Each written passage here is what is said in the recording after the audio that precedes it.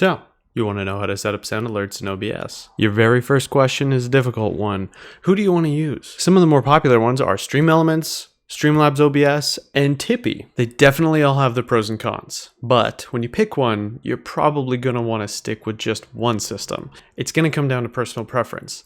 For me, I'm a big StreamElements guy myself. What we're going to do is head over to the website. You're going to log in using your Twitch. Now that we're on the dashboard, you're going to want to click Streaming Tools and head to My Overlays. You're going to be presented with two options. The overlay gallery is going to have a lot of pre-made stuff. You can take a look at that, but we're going to keep it simple today. We're going to be clicking Create New Overlay and make our own. The overlay resolution. Now you would think it would be 1920 by 1080, the same resolution as your stream, but I would suggest to actually just make it 500 pixels by 500 pixels, so a custom resolution.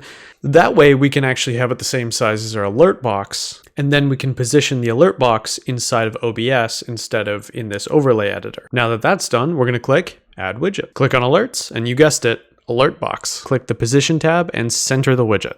With that in place, you can now test an emulation just to kind of see how it all looks. There's a lot of customizability here, but for now, we're just going to save it as is. Stay organized and name your overlays. Then just go ahead and click Save. We're going to head over to the link button and click Copy Overlay Link. That brings us into the OBS portion of things. Whatever scene you're currently working on, right click and go down to Add New Browser Source. In the new browser source window, we're going to paste in that link that we had for our alert box. We're going to make sure that we match our dimensions, whatever you chose. I'm putting in 500 by 500. Next, very important, is we're going to make sure that the audio is controllable by OBS. That allows us to make sure that we can control the volume that they come through and that we hear them as well. Another thing you're going to want to do is disable the source when it's not visible. What this is going to do is stop it from making an alert noise if you don't want the alerts to be seen. The next big thing you're going to want to look at is how the audio is set up with this. So every time you add a new source, you're going to want to go into your audio settings and make sure that they're coming through on the tracks you want them to.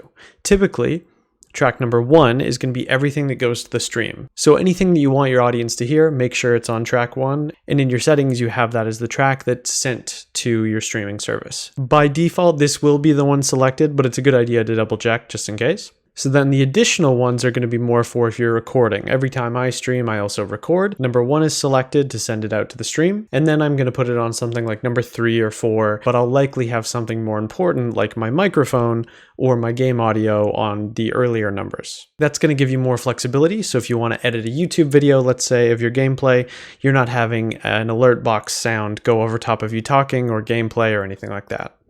Another setting to mention here is the monitor setting. So you can have it so it outputs, meaning it gets sent to stream, but then it also monitors, meaning that you'll be able to hear it as well. So that way, if you want your alerts to come through and obviously you notice them, it's a good idea to have that on so you can hear it. Last, but definitely not least, I know it's the moment you've been waiting for, emulate it. You get to see them side by side. This is exactly how it would show up on your stream. So you can position it, finesse it. I know this was a really long video, but thanks for sticking with me to the end. Drop a comment if you have any other questions.